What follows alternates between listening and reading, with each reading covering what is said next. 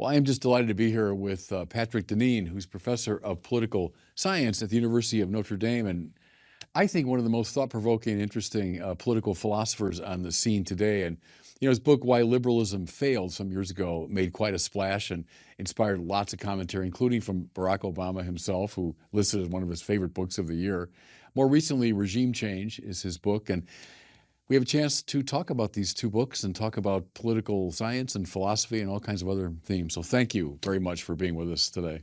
Thank you, Bishop. Thanks for having me. Since it's the start of baseball season, I just want to say how humbled I am to be here, and it feels to me like I've been called up from the minors, and now, you're now in the majors. Now in the majors, being here across the table from you. Well, I do appreciate that. We'll see if we can play at a high level today. Well, listen, there's so much to talk about, and the books, as I say, are very thought-provoking and important books for the conversation. I thought maybe one way to get into it is to explore this kind of paradox that you observe, that liberalism is failing or has failed not because of opponents external to it, but because it's been true to its own principles, that there's something self-destructive about liberalism. Maybe we start with that. What do you mean by that?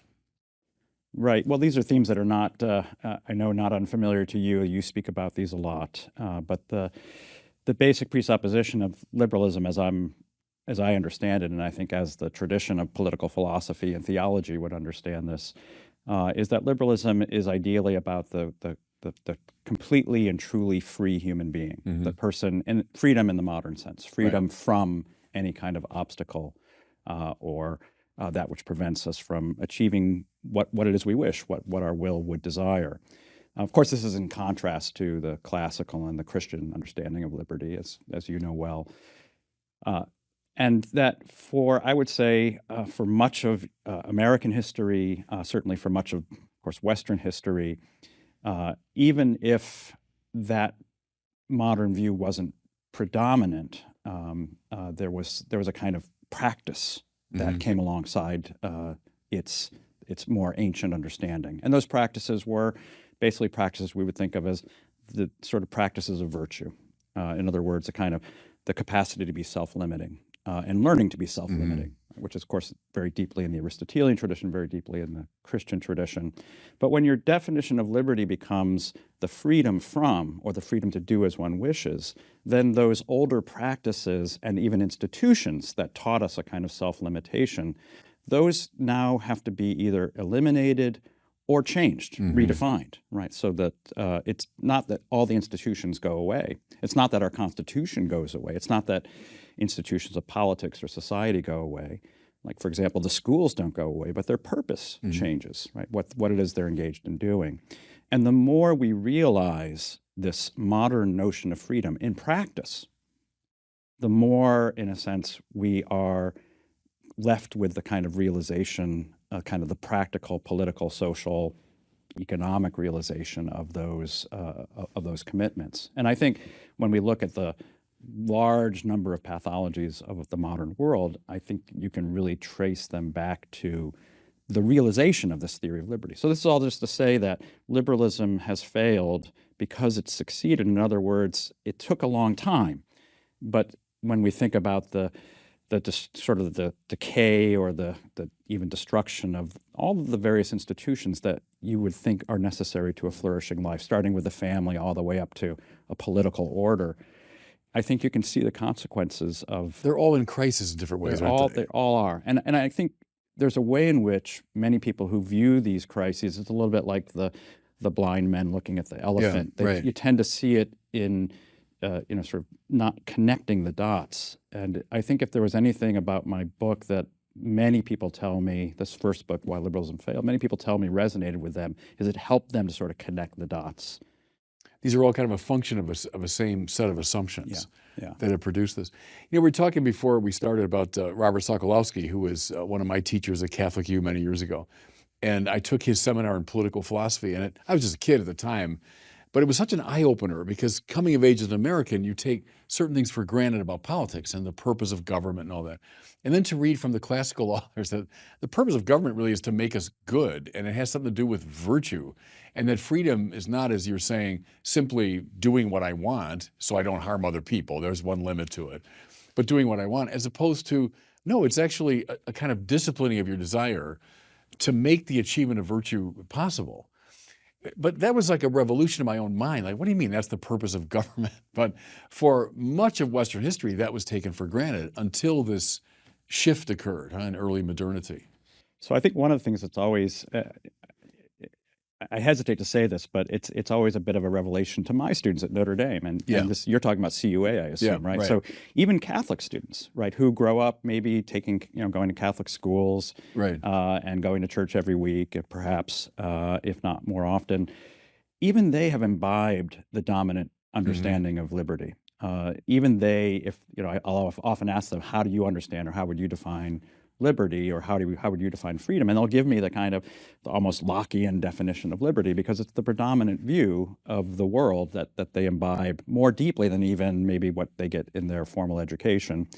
Yeah. And then we do a dive in my classes from teaching Intro to Political Theory. We do a dive into thinkers like Plato and Aristotle.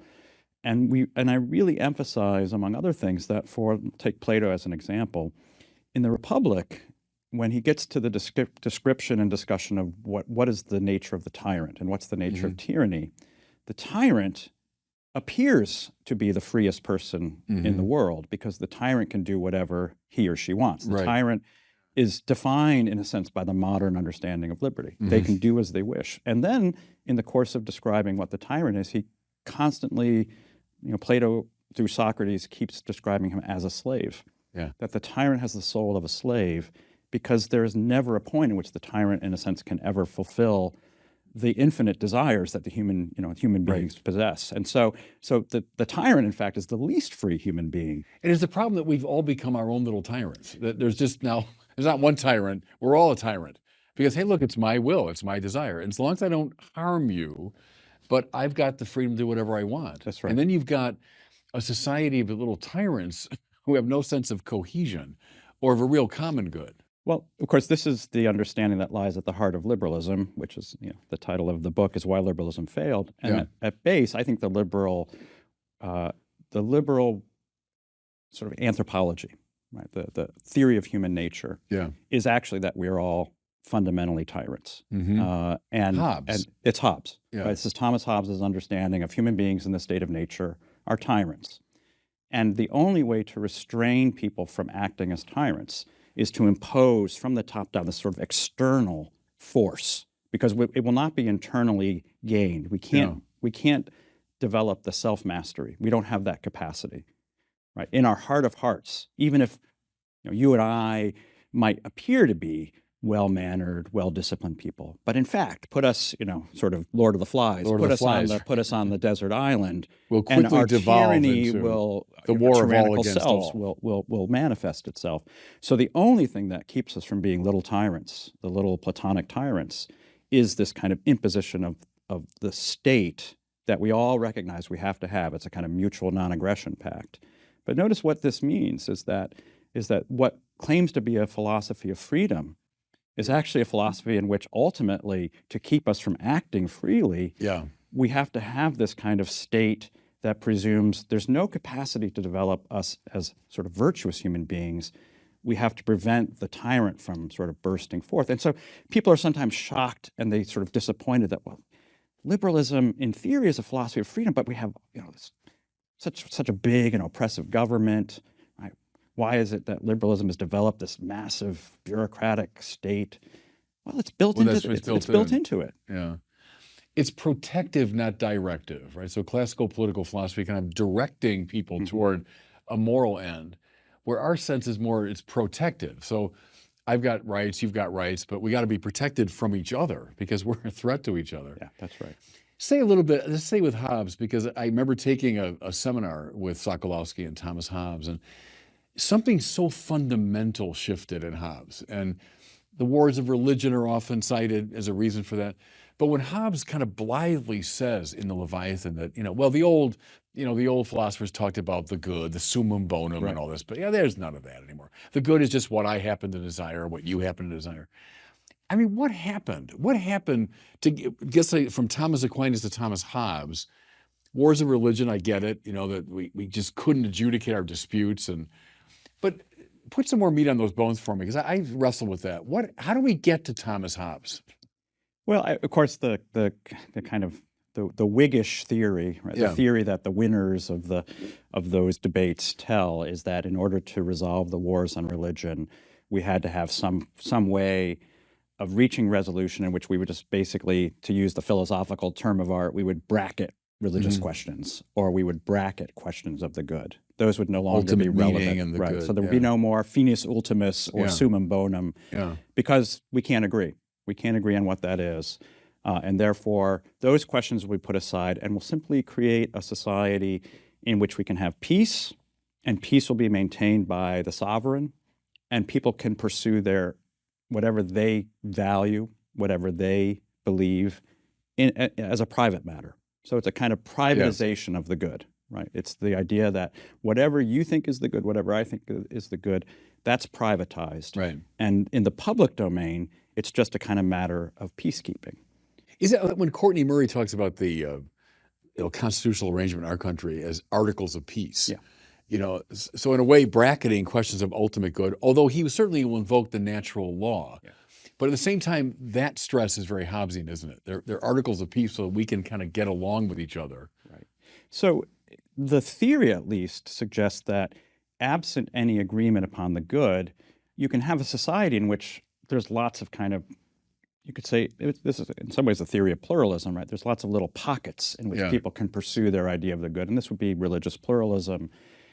But Hobbes, I think, understands that what will come to predominate is a kind of what we would today call value relativism. And in fact, the language of values really comes from Hobbes. Hobbes, maybe Luther, there's maybe not as much distance between Luther and Hobbes as one might suspect. Well, the anthropology is something in common. It is. It is. It's fundamentally individualistic. Right.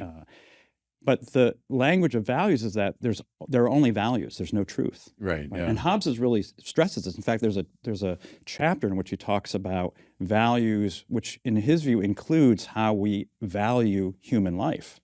Right. Human life has no inherent dignity. It's simply what the market will bear. Will sort of how it will evaluate your life. Yeah. And if we think about our world today, well, what is our world? If your life is considered valuable, you get to live. And if you're no longer valuable, you either won't be born, or if you notice what's happening, of course, as you do,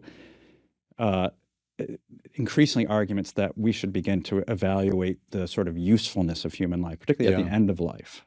If you're no longer valuable to our society, then you should probably shuffle off the stage. And who's making that judgment but the state? Well, I mean, the state, but also the state reinforced by a value-free society. Yeah, right? So Hobbes really, it seems to me, reveals the way in which even in a supposedly neutral society, a kind of a predominant worldview will come to dominate. And you could say that predominant worldview is a kind of market way of seeing the world. It's one in which, because there are no objective values, everything is always being evaluated in terms of a kind of market calculation, which will ultimately devolve into, well, what will your society truly be devoted to? Mm-hmm. It won't be some objective idea of the good, but it will have certain things it will be devoted to. It will be utility, it will be materialism, right? Comfort, right? Wealth maximization, which is what allows you to be free, right? Is wealth maximization.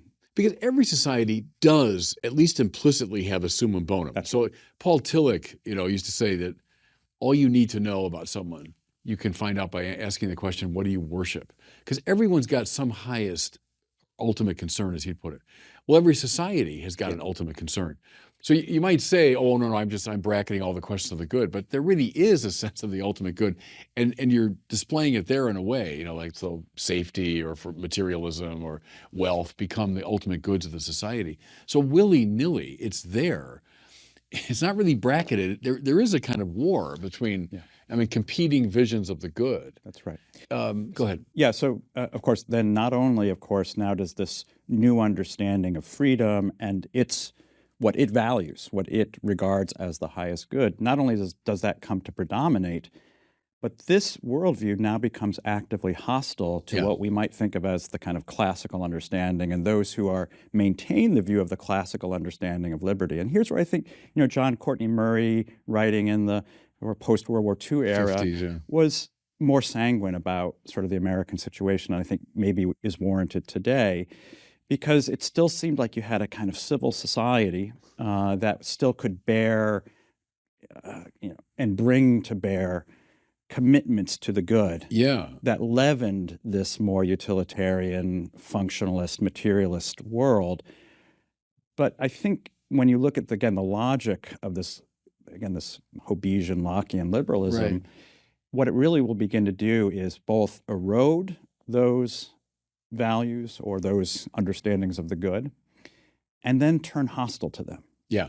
Right. Actively hostile toward them. Because what are they? They are now a kind of effort to impose some notion of the good, even if it's on their own pluralist population. It's still a form of oppression. Yeah. And I know you're a student of Tocqueville, and many have commented that Tocqueville, in a way, noticed an equilibrium. So there's this liberal society at the upper level, but kind of underneath it is a common moral consensus born largely of religion that's providing a sort of ballast to the society. As that's eroded, as it clearly has in our time, I think in my own lifetime, the change in our society, visible change, from one that kind of basically held to, I'd call it a biblical anthropology, a biblical sense of life and the good, but that has eroded in the course of my lifetime. And then what are we left with when that Tocquevillian equilibrium is kind of undermined?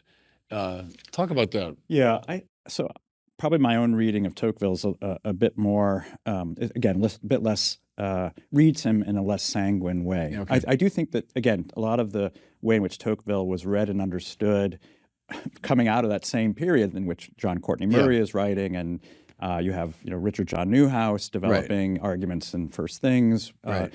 The basic view is the following, that there is this equilibrium, and if in a sense we lift the oppressiveness of the liberal state from civil society, that civil society will flourish.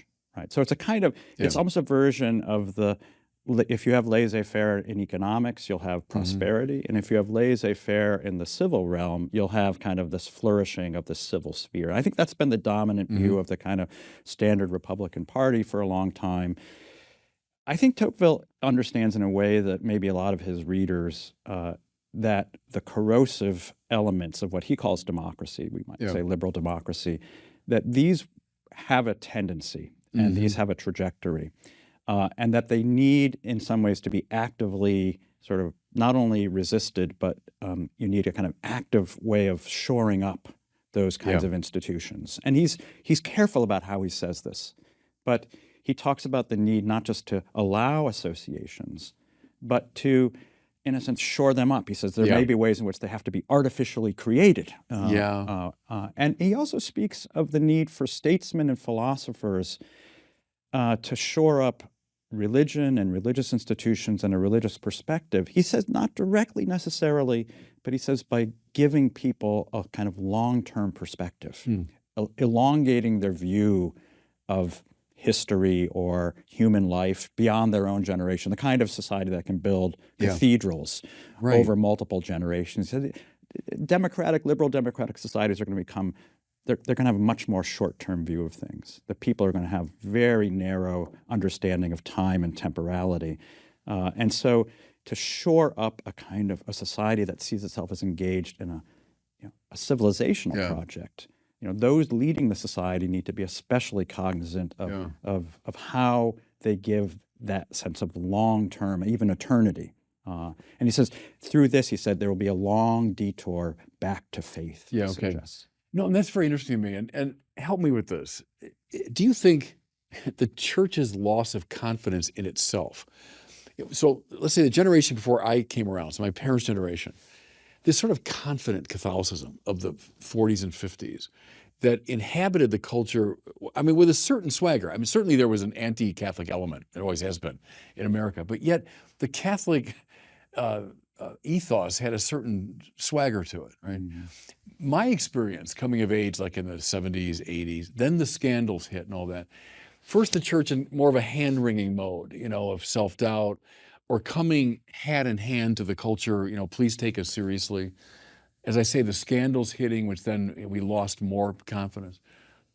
That's a societal crisis, not just a religious crisis, right? That the church has lost confidence in proposing a whole vision of life, proposing a way of life.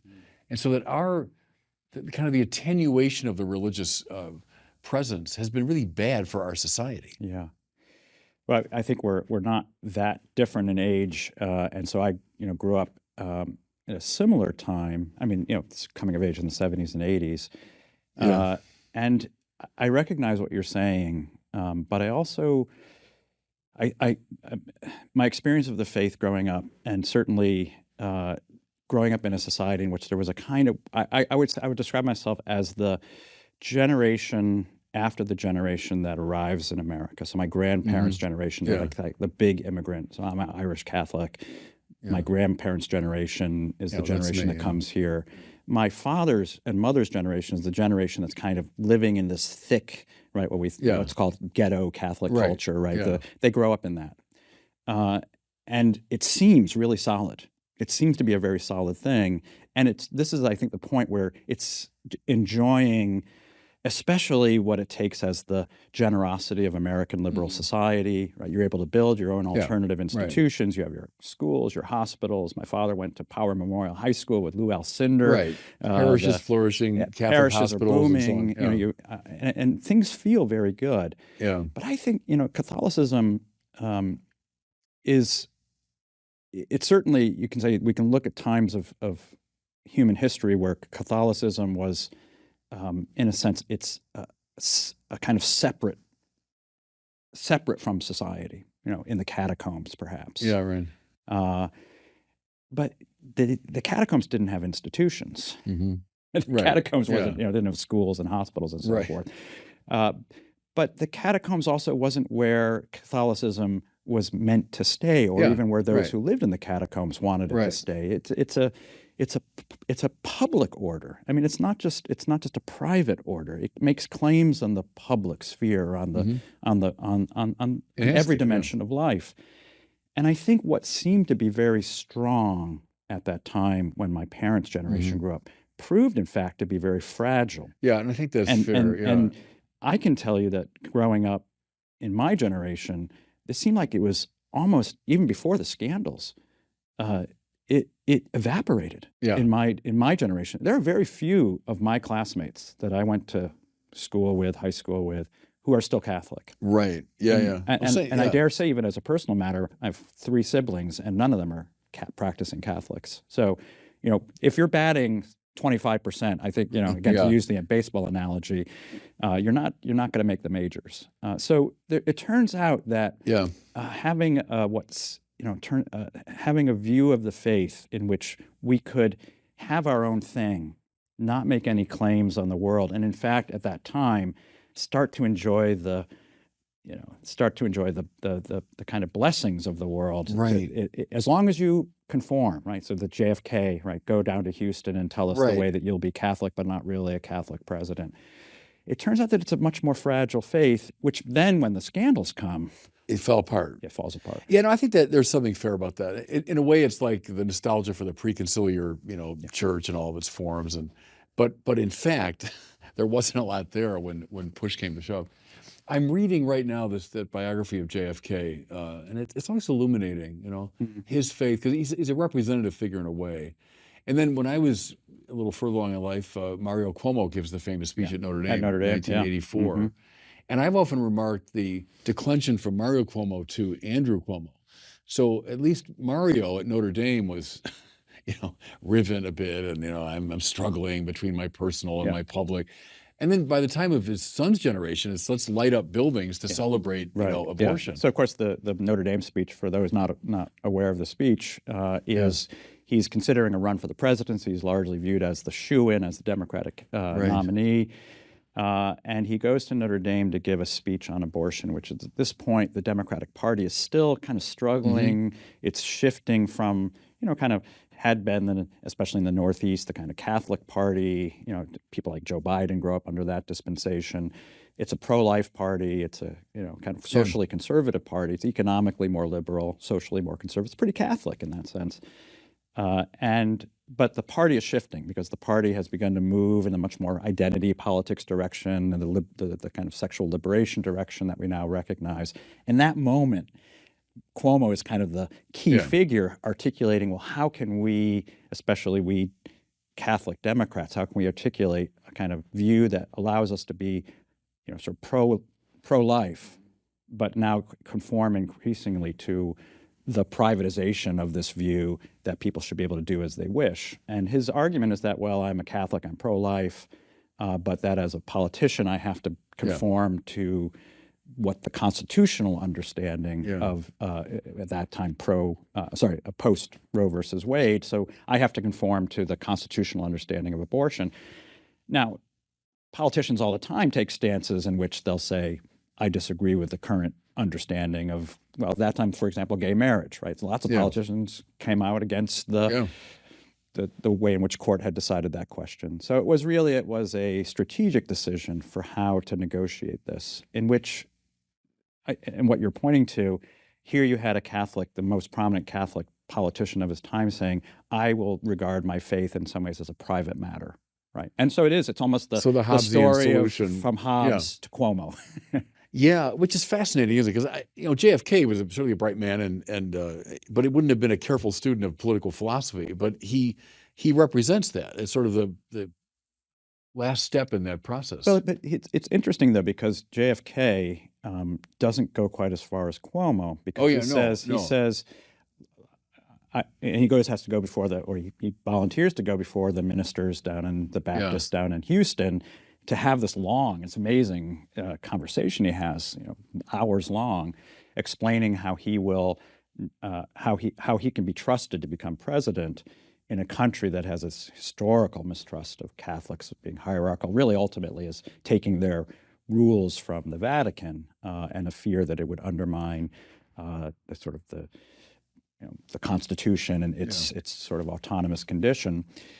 And Kennedy, in the midst of that discussion, says the following. He says, well, if there was ever a point in which my faith commitments and my conscience required me to act contrary to the Constitution, I would resign. He'd resign, yeah. So he didn't say I privatize my faith. He said, I'll resign. Now, whether he would have done that, maybe that's it. But then from 1960 to 84, you have this further declension into, I'm privately opposed but publicly for. And then the Andrew Cuomo declension is people should be able to do as they wish, because who's being harmed? In other words, we are now all the way to the Hobbesian, the logic of the Hobbesian understanding, which is that the liberty of the individual to do as they wish should predominate, but that needs to be contained then by the state. So the freer we become in our self-expression, the more you need the state to kind of stand, not only in terms of limiting our expressions of freedom where they become destructive of the society,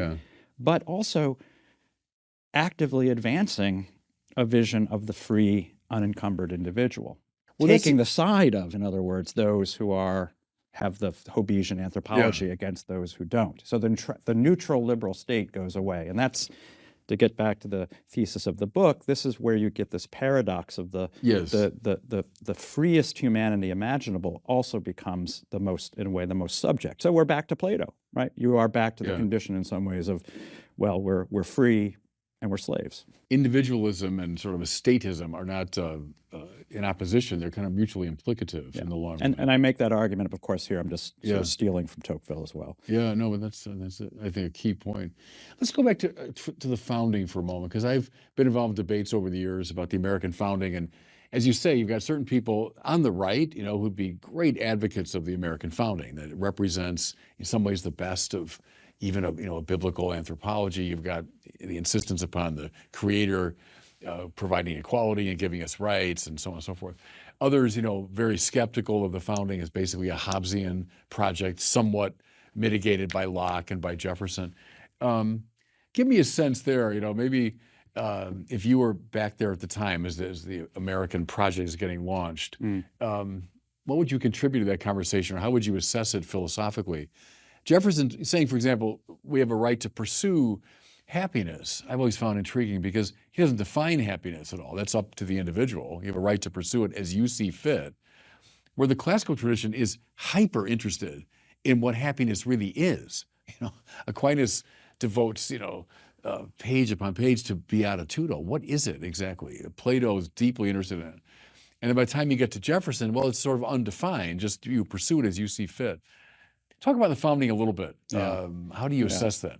Yeah, I always get into trouble when I talk about I do founding too, right? because people think I'm Right. un-American, I'm not patriotic, because I'm a critic of the founding, or at least I would put it the following way: I'm a critic of what has certainly emerged as the dominant understanding of the founding period, and I don't want to confuse the dominant understanding, which is itself a kind of product of a certain history. And it's a product of the history, especially emerging out of the Cold War and the battle against communism, battle against fascism, which I would say didn't create ex nihilo, but read in a kind of exclusive way, or read out of that constitutional moment a particular strand of thinking, which was its kind of Lockean, individualistic understanding, sort of the preeminence of human beings as right-bearing creatures, which in the context, again, of the Cold War and the fight against fascism, you can credit an extent to which that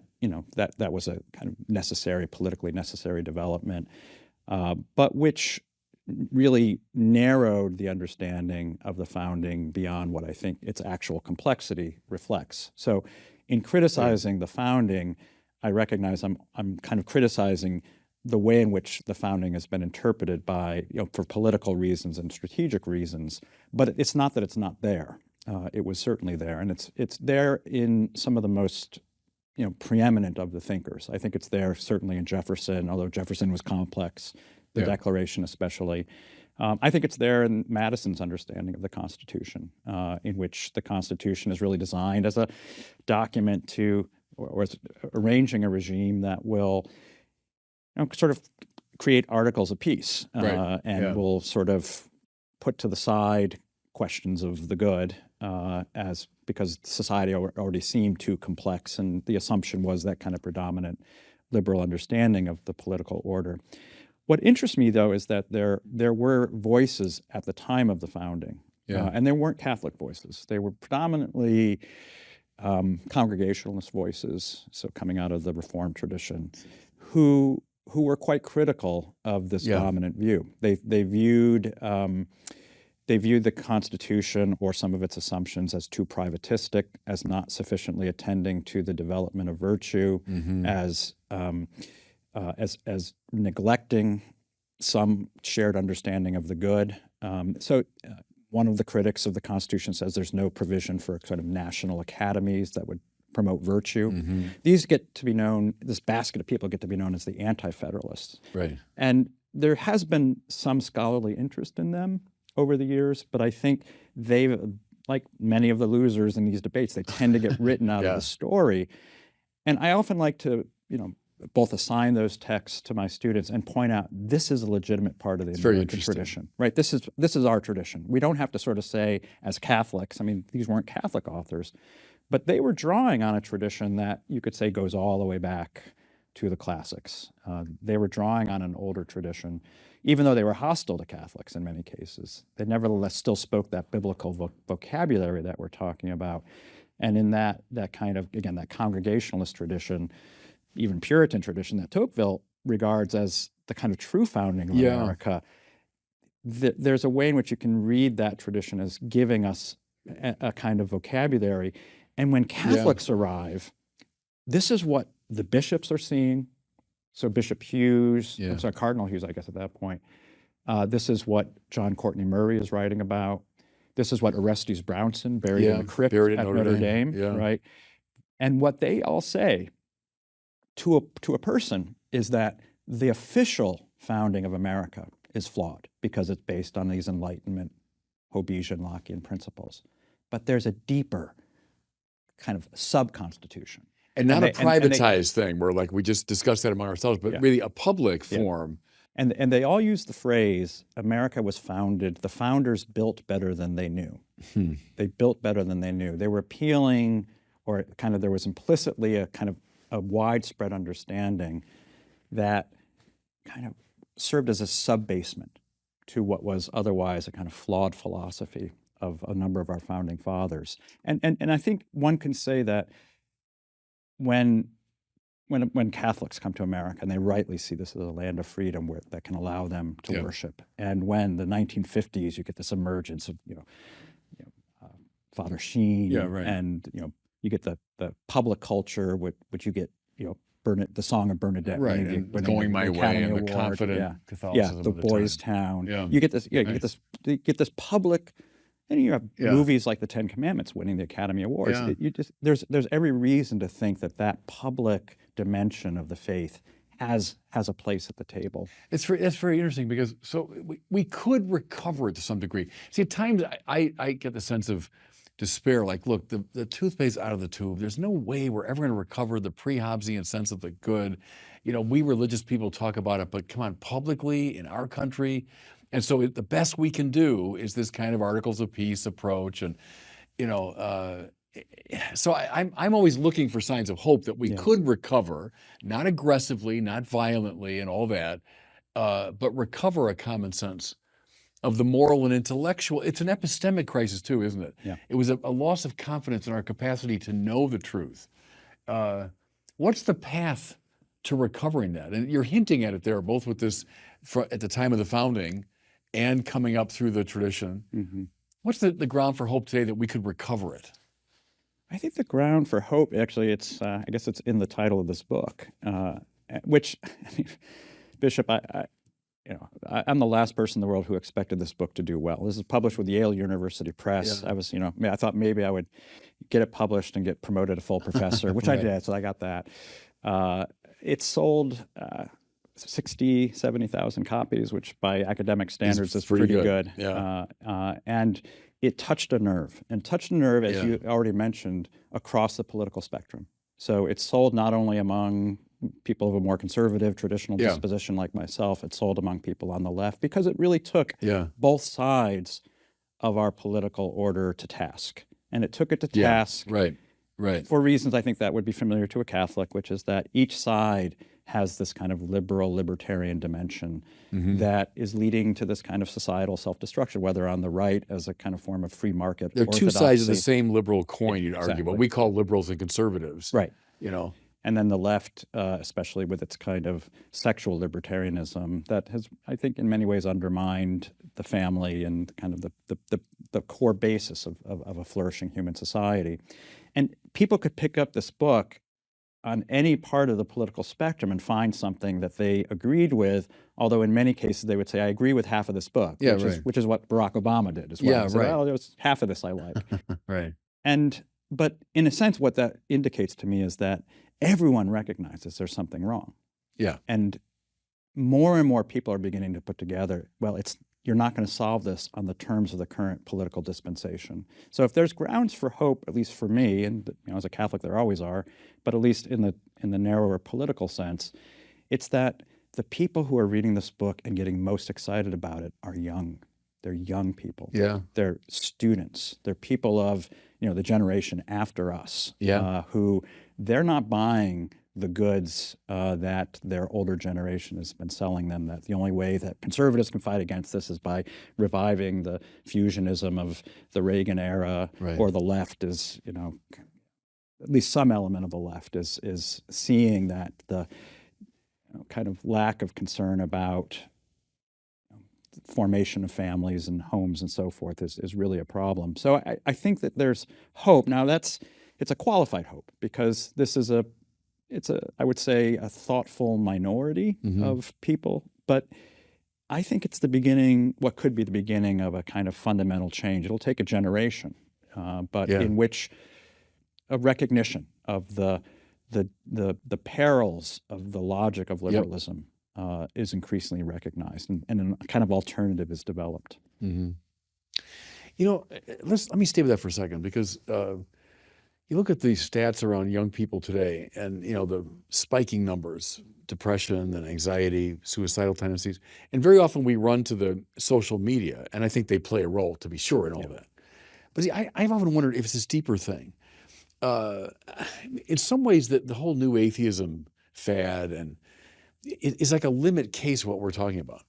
it's all up to me. I decide value. I decide what's true and good. There is no objective norm. We don't come from anywhere. There's no objective moral value. I have no moral purpose to my life. And a lot of people, young people, heard that message from the new atheists and said, "Oh, great, stick it to religion." But look what you're left with. I mean, it's this blasted landscape of hopelessness. And in a way, that is the limit case of what we've been talking about. Is when you so internalize and subjectivize value, and you've lost any common ground. That together we can work for a good that lies beyond us, that we both believe in. Or our whole society can be ordered according to goods that we all believe in. When that disappears, of course you're left with depression, anxiety, and so on.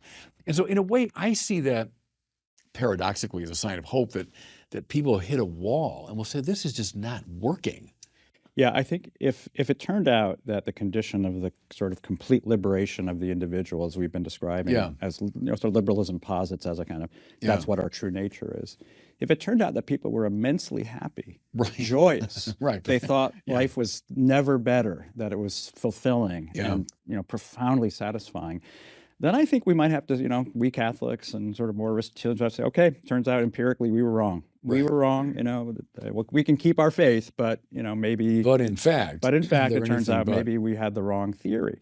I think in many ways, none of us are surprised by seeing, all of the kind of measures of social science. And this is where I think social science actually can be valuable. I'm a little bit of a skeptic of my own discipline, but social science seems to me consistently showing that on every measure of human relationality, the ways in which we form or don't form bonds, everything from, bowling leagues and Robert Putnam's description, down to the level of friendships. Like how many close friends do you have? And that number's been declining. Fewer and fewer young people, right? And if you don't have good friends in your life, that you can call up at 3 a.m., like, give me a ride home from the bar. You'll be morally lost pretty quickly. Aristotle knew that. Yeah, absolutely. Yeah. So in every measure, those aspects of our life are declining, and so are measures of human happiness and satisfaction. And again, I think one only needs to read Hobbes to know that this, of course, is going to be the outcome, because Hobbes doesn't describe the pursuit of happiness as leading to happiness that's defined as a kind of individual pursuit of satisfaction that can never be fulfilled. He doesn't describe this as the condition of happiness itself. He says, how does he describe the human being? The human being, is kind of egged on by desire after desire that ceaseth only in death. That's what human life is in his understanding. And this is why there's no summum bonum and no finis ultimus, because, of course, Aristotle, and Thomas as well, argues that human happiness is an achievable condition, at least in the form that it can be achieved in this world, which is that condition of genuine liberty. The condition of having been educated and raised both in one's private, social, and political lives to be a person of virtue. Freedom from attachment and sin, freedom for the achievement of the good and all that. That's right. So that happiness, it's not just the pursuit of happiness. Right. It's happiness. It's happiness. That's the finis ultimus. Right. And it's, again, intriguing to me. For a long time, the brightest people in our society thought, we could know that. You would come to know that. And then almost everyone today would say, oh, no, I can't possibly know that. And who are you to be imposing your view on me? Can I shift gears a little bit? Sure.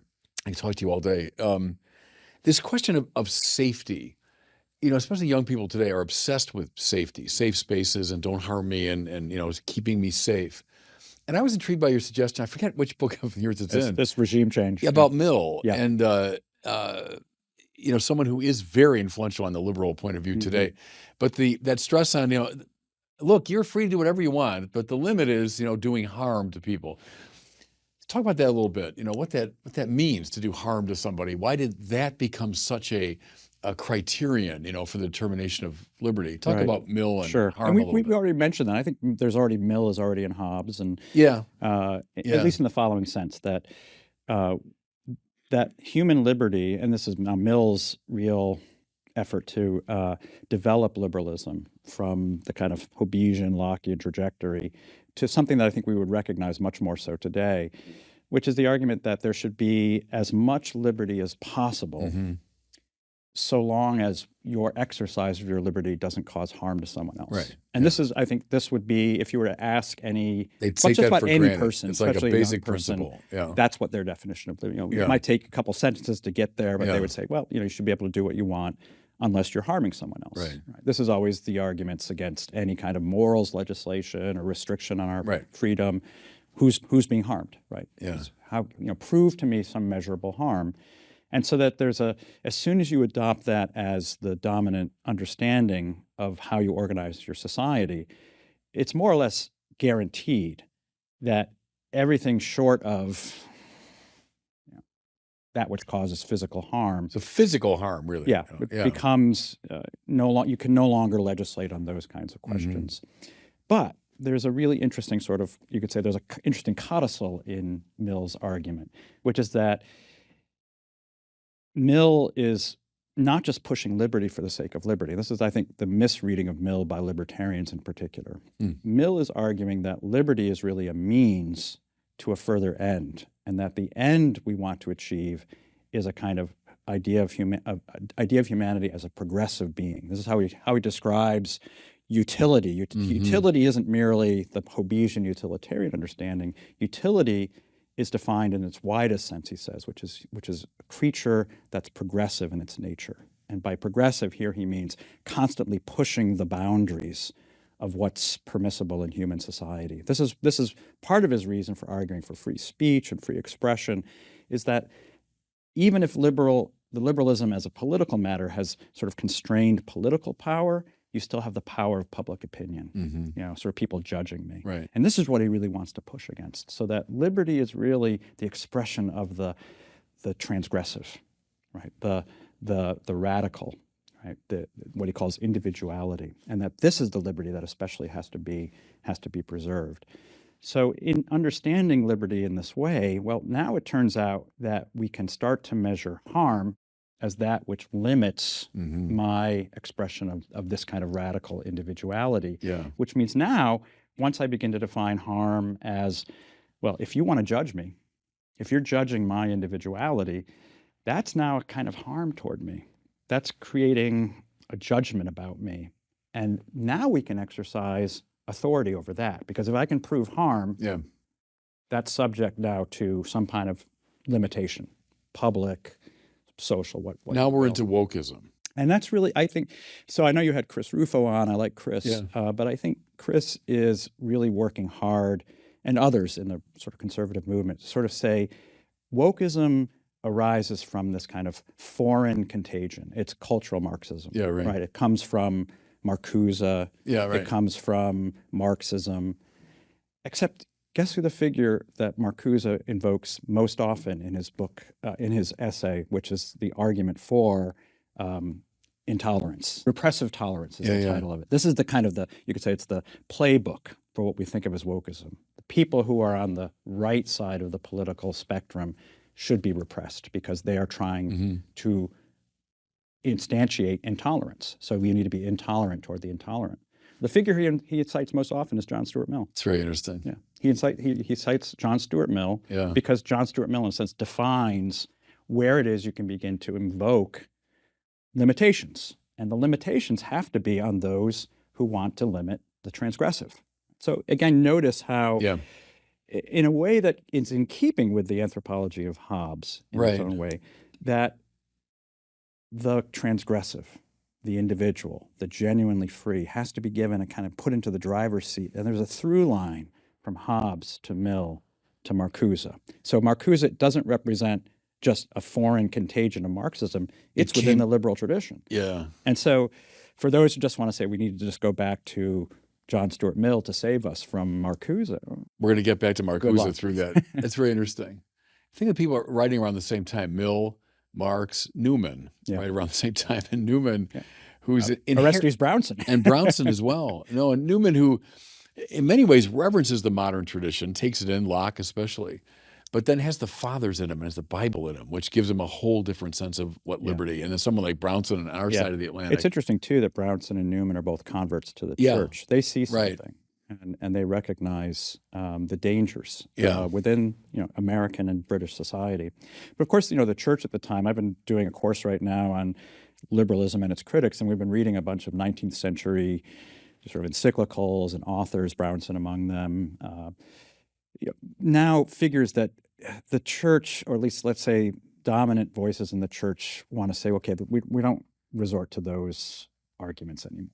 Post-Vatican II, we've made our peace with modernity, we've made our peace with liberal democracy. And I think there's it's interesting to go back and read some of those figures, Bonald and Below and Cortez and some of these 19th century reactionaries or counter-reformation, counter-revolutionaries, because they all discern obviously the dangers of liberalism as they understood it, and again as it's played out. They predict, okay, this is going to come after the family, this is going to come after the church, right? Anything that's not fundamentally anthropologically individualistic at its core won't be tolerated. It will be actively attacked and that has come true. So I think looking at what happens from the 19th into the 20th century, again, the church always says it's reading the signs of the time and rendering a kind of its judgment of how to express the faith, which is consistent and true over time, how to express the faith in light of the signs of the time. If you think of the signs of the times in the 1950s, 1960s, Vatican II, and so forth, you're coming out of fascism, you're coming out of communism, and the church is opposing both of these things. And it says, okay, if we look at the landscape right now, liberal democracy looks like this might be a workable political order for us. This is something we can work with. There's enough here. If you're reading the signs of the times right now, it seems to me the church needs to really begin thinking about how do we express, a certain, kind of ongoing willingness to be skeptical to those aspects of the world. It's always going to, right, the world will be against us. Those aspects of the world that the church will always be in the position to have to correct. And I think we might be coming into that time. And I think Pope Francis, in his own way, has been someone really understanding this and working toward this. He doesn't come out of, he does come out a bit out of that world, but in a way that John Paul II did not, who, living in Poland, living under the thumb of the Soviet Union. I think there's a way in which the church is beginning to see that communism and fascism are always going to be antithetical, but there's a way in which the regime that we thought would be friendly to Catholicism is going to have to be subject to some probing examinations and critiques. And we should always be in that stance. We've lived through so many different cultural forms and political forms, and the church has said yay and nay to all of them. Certain elements are good. And so the same kind of critical distance we have to maintain vis-a-vis the present system. Something I've always been intrigued by is go back to the 19th century, and there are voices in America, not just bigots, not just simple-minded, bigoted people, but thoughtful people who looked at the emerging Catholicism in America and said, "Wait a minute, that's not our thing. That's antipathetic to America." And when I was coming of age, like, oh, those people back there, they were so anti-Catholic. Well, in a way, weren't they right? And in perceiving the Catholic vision is different from the Hobbesian, Lockean, Jeffersonian vision of liberalism. It's a different worldview. They have a different relationship to nature and to culture and all of that. They weren't entirely wrong, in other words, in being wary of this new Catholic vision of life. I think that's right. I mean, I think those critiques were right, and of course they go all the way back to the foundation of liberalism, which was founded as explicitly as anti-Catholic. Right. Hobbes is clear about this. Locke is clear about this. Locke is pretty clear about it. Locke says, we'll tolerate any religion except, we won't tolerate atheists because we can't trust them. And we won't tolerate Catholics because they pay feasance to a foreign potentate. They believe that the Pope, it transcends any secular order or what the Pope represents. So at the very roots of liberalism is a kind of anti-Catholicism. And those figures, from the time of the founding and into the 19th century and even into the 20th century, I would say even today, right? Whenever I'm described by the popular media, Catholic political theorist Patrick Deneen at the University of Notre Dame, because I'm an enemy.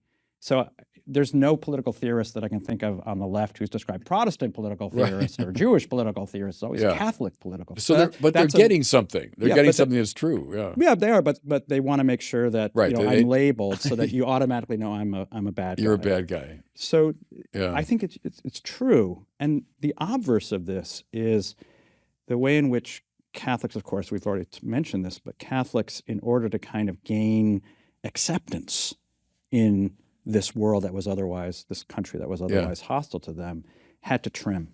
And JFK is a good example of this, and Mario Cuomo is a good example of this. Yeah. But frankly, I think the mainstream of Catholicism has had to trim. They've trimmed either by conforming themselves to the political left, so you get the left Catholics.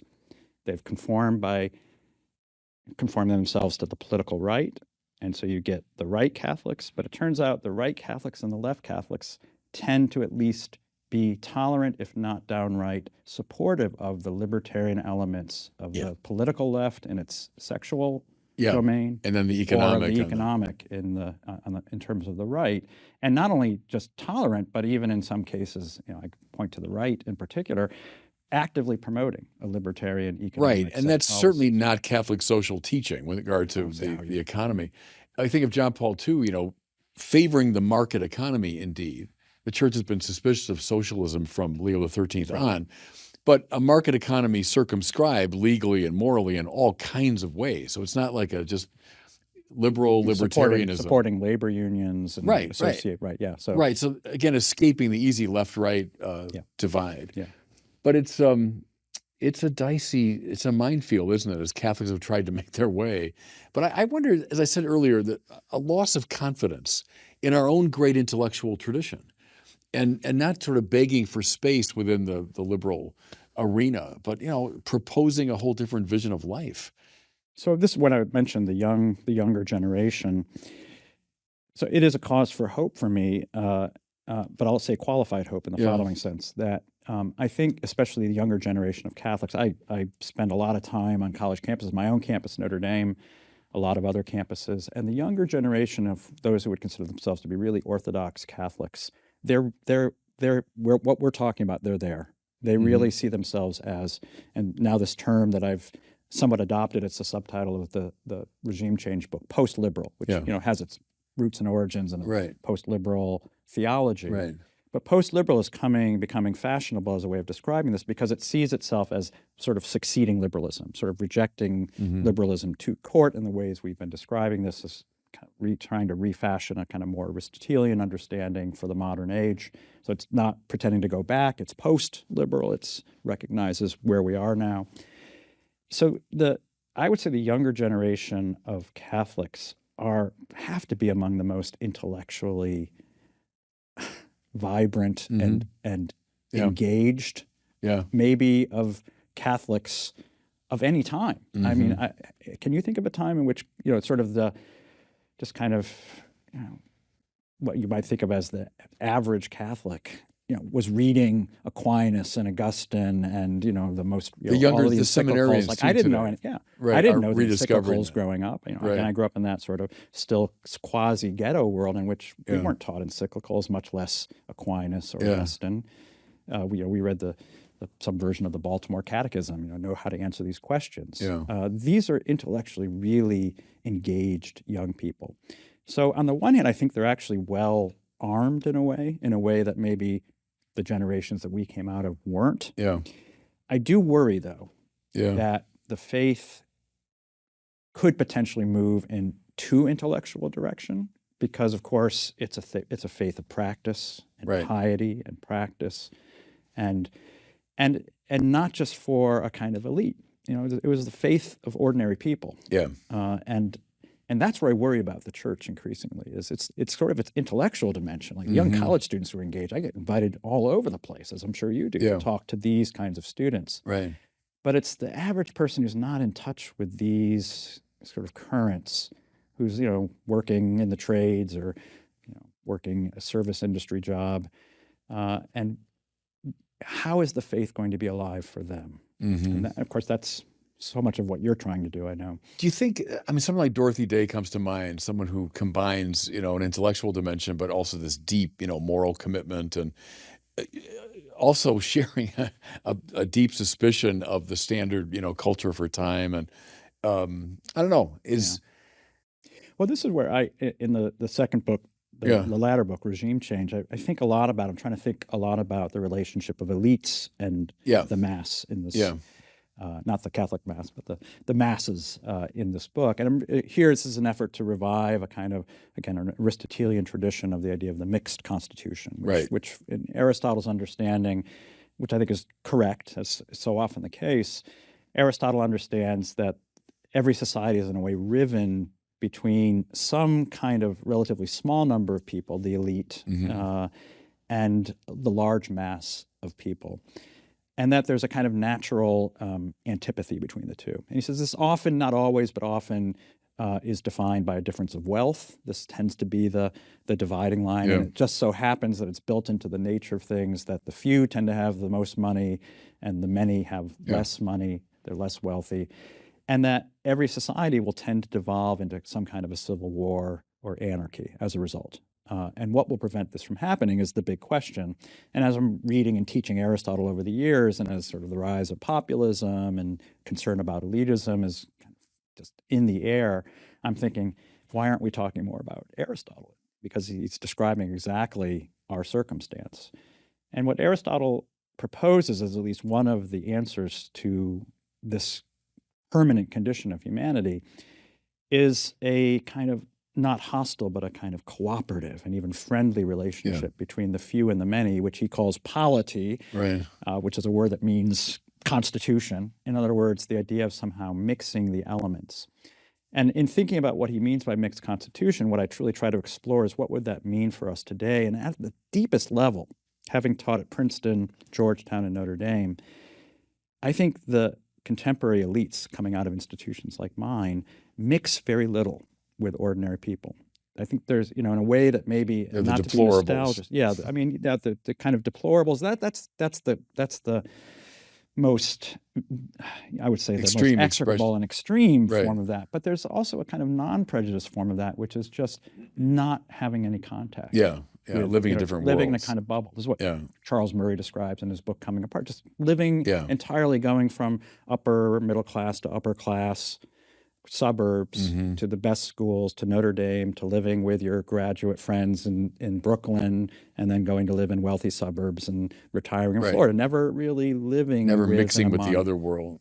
And so, and this does touch on the question of the faith, because we were saying earlier, well, what can a bishop do to really change things? Of course, I'd like to think that people like you are doing a lot.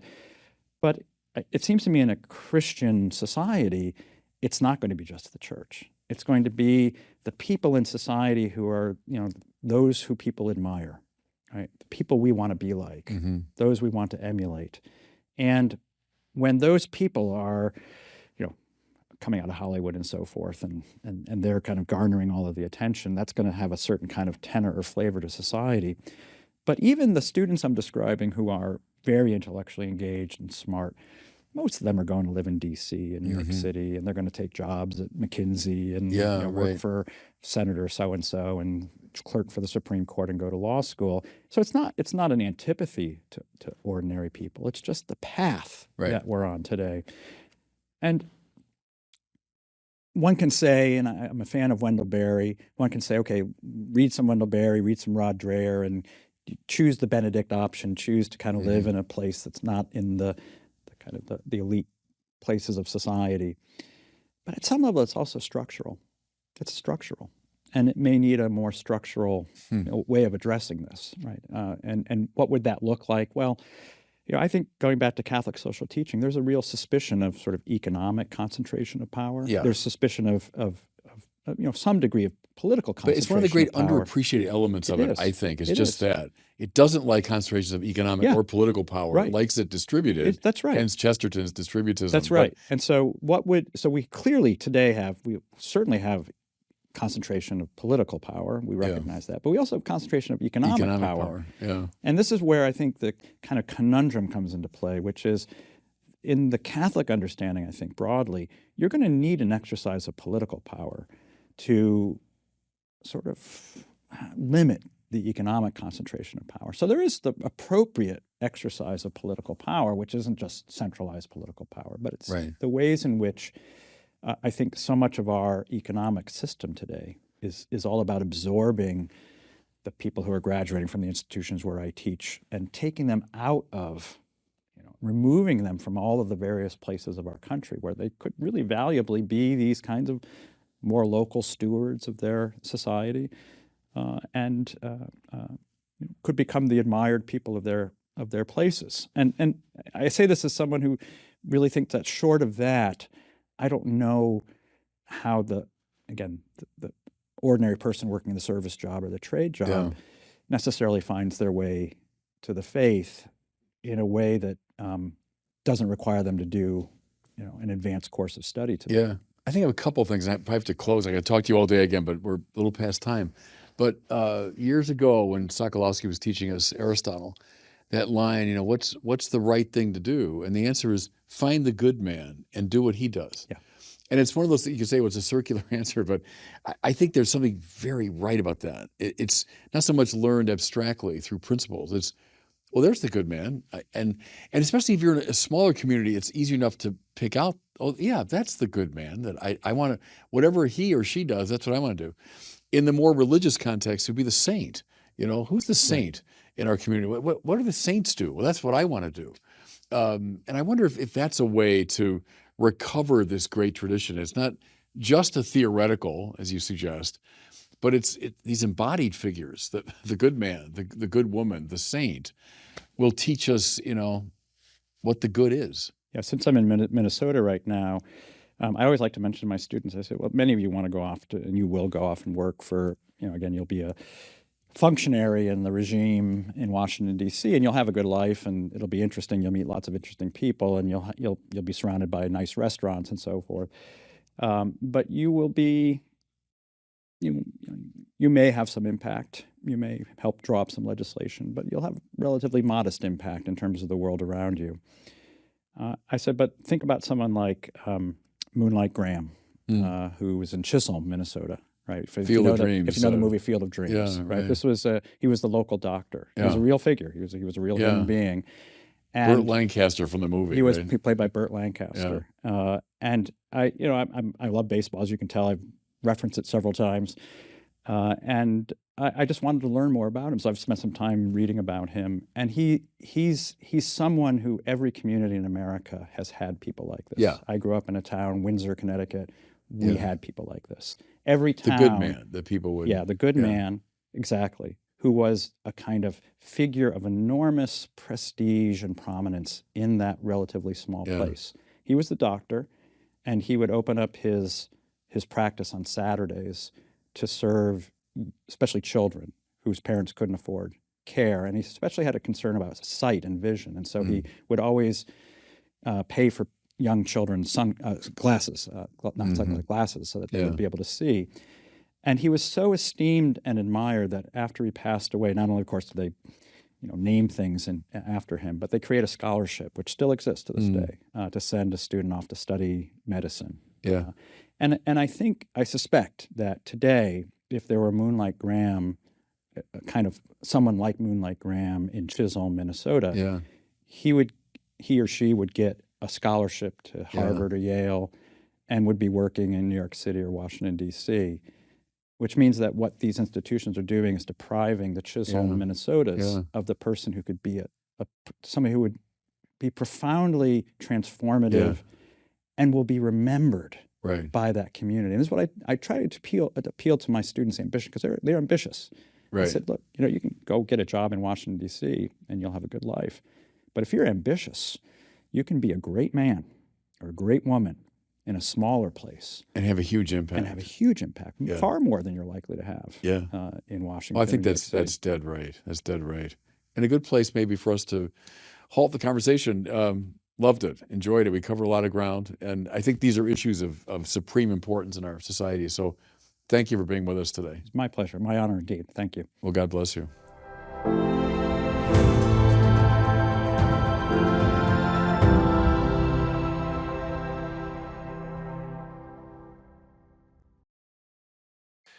Peace be with you. Friends, we come to the fifth Sunday of Easter, and boy, the gospel is so powerful from the Gospel of John because it speaks this truth, and I've talked about it a lot before, but it's what's distinctive really to Christianity. The Lord Jesus Christ is not a teacher from a distant age, not someone we remember fondly from long ago, not a moral exemplar. I mean, who cares if that's all he is? Rather, John is particularly good at presenting this. Jesus is like a field of force. Jesus is a life force. We don't just listen to him or imitate him, we live in him. Think of the very fact that he gives us his body to eat and his blood to drink. We remain in him. Well, the gospel today gives us one of the most beautiful and powerful images for this. Listen. You know, in John's gospel, he says, I am all the time, because he's imitating the ego eimi, the I am who I am from the book of Exodus. So the divinity of Jesus being affirmed again and again. But here's a famous one. I am the true vine, and you are the branches. Whoever remains in me and I in him will bear much fruit. And anyone who does not remain in me will be thrown out like a branch and wither. How organic all that is. We're not talking about bland imitation, taking in a teaching the way I would from any, inspiring figure. No, I'm talking about a life force that we're grafted onto Jesus, and he's meant now, listen, to live his life in us. That's the intimacy that stands at the heart of Christianity. That's why to this day the church too is so organic in the way it understands. Why the Eucharist is the source and summit of the Christian life. Why it matters that we come to Mass and we eat his body and drink his blood. All of that. So with that organic image very much in mind, listen to this as he elaborates upon it. My Father is the vine grower. So Jesus is the vine. We're grafted on as the branches. The vine grower is the Father. Now listen, he takes away every branch in me that does not bear fruit. So you say, how wonderful all this organic imagery, how beautiful. Yeah, but there's kind of a dark side to it as well. Why? Because, the Father is the vine grower. And what he's going to do is he's going to prune away all that is in us that is preventing the life of Christ from manifesting itself. So you're a branch grafted onto the vine. Okay, and Christ is meant to live his life in you. But there are things in all of us sinners that are preventing that life to express itself. And any good gardener knows this. There's something kind of tough and brutal about gardening because there's a lot of cutting and slicing that goes on. If you want these plants to flourish, you can't just leave them alone. Hey, God is love and I'm doing okay, just let me. No. The Father is very interested in you being fully alive. So certain things have got to be cut away. So can I suggest to everybody, this would be a really good for all of us sinners as a kind of spiritual exercise this week in light of this gospel. What are those things in us that need pruning, that should be cut away, that if we're honest, we know are preventing the life of Christ fully to express itself in us? Can I mention just a couple? Here's the first one. Is there an old resentment that you're clinging to? There's someone who wounded you. There's a pain in your life, and you are still angry at this person. You are still resentful. You still want revenge. And this resentment is kind of eating away at you. It's like a suppurating wound. Your life is going along okay, but you know this thing is draining you of life and energy. I'd be willing to bet every person listening to me right now could name a resentment like that. Okay, how about during this Easter season, Prune it away. Make that phone call. Write that note. Send an email. Reach out to this person. Offer forgiveness. It's hard. Yes, I know it's hard. That's why it's called pruning. That's why it of course is painful.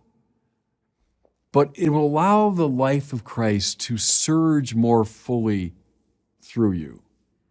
So an old resentment, take a look at it.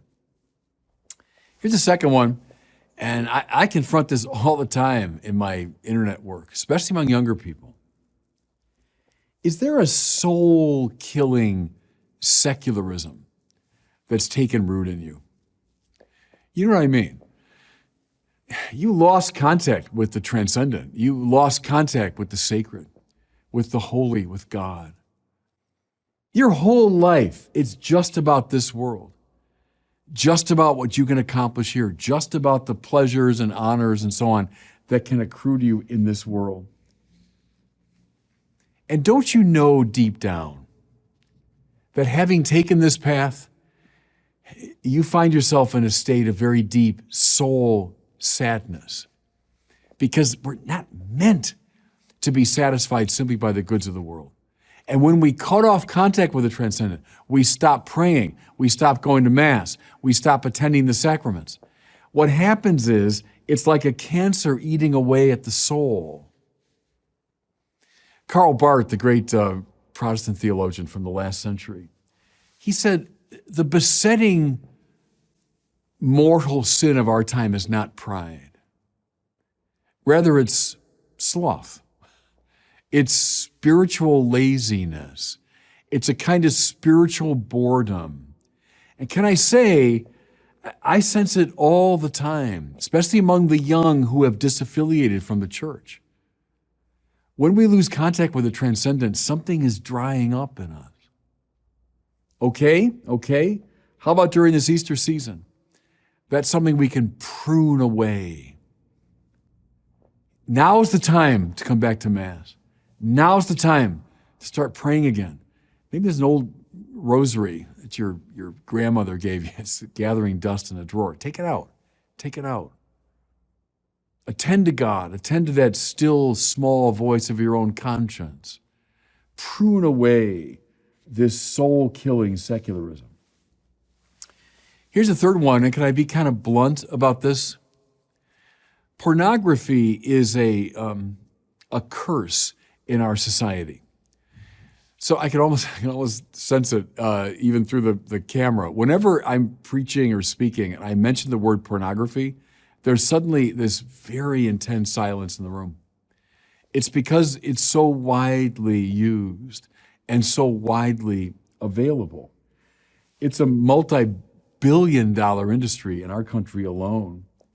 The internet, of course, has increased its range, its availability, and hence its awful addictive power. You know, years ago, it would be relatively difficult to come by pornography. Now, young kids can get it cost-free on their smartphones. As I say, it's designed to be addicting. And so young people, often from a very early age, find themselves addicted to it. And anyone that's caught in the grip of that addiction, what do you know? That it's just soul-killing. Dehumanizes those who produce it. It denigrates those who use it. It's often tied up with human trafficking. It's often tied up with abuse of young people. Don't even try to tell me it's a victimless crime. It's not. Has pornography taken a grip on your soul? It has for a lot of people in our society. All right? If it has, here's the time for some pruning. Here's the time for some pruning to cut that out of your life. You know, here's the last observation about it. Some exorcists that I know and whom I trust have said that it's one of the dark power's favorite ways to get into someone's soul. The devil has to wait for a door to open, right? He doesn't come barging in. He waits for us to open a door. And one of those doors, these exorcists tell me, is pornography, which is why the dark power is so much at work. Can I mention just a couple more?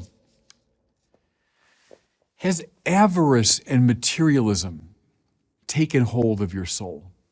It's a very old problem, and the Bible's very clear about it. That's why the love of money, we're told, is the root of all evil. Avarice, it's being so caught up in nice things, the good things of the world, that it becomes a preoccupation. What happens when you allow avarice to take hold is it cuts you off from all these other moral and spiritual values. That's the King Midas story, that everything he touches turns to gold. How wonderful. Well, no, it ends up killing the very things that you love the most. Has avarice taken control of you, a sort of gross materialism? If it has, it's time for some pruning. You need to cut that out of your life because it's going to kill the soul at the end of the day.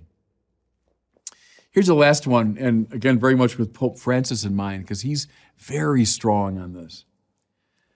To what extent has gossiping become a soul-killing activity? I mean, I think we're all guilty, gossiping, talking about people in a mean-spirited way. It's like our favorite indoor pastime. It's what most of us human beings do much of the time when we get together. We'll talk about maybe bland, neutral things for a while, but watch it. Watch your own conversations. Pretty soon, 9 times out of 10, we will start turning toward gossiping about other people. Stealing their reputation. I'd put it there under the rubric of the 7th commandment, thou shalt not steal. We can steal physical things from people, but far more terrible really is stealing someone's reputation. That's what you're doing when you gossip. Behind their back, surreptitiously, you're robbing them of their good name. I think it's time, in light of this gospel, to do a searching moral inventory about gossiping. How much time do you spend? And maybe even, keeping an eye on your own soul. Watch yourself for about a week. Keep track of all the times you were drawn into it or tempted to gossip. Keep track of it. St. Ignatius of Loyola recommends we do that.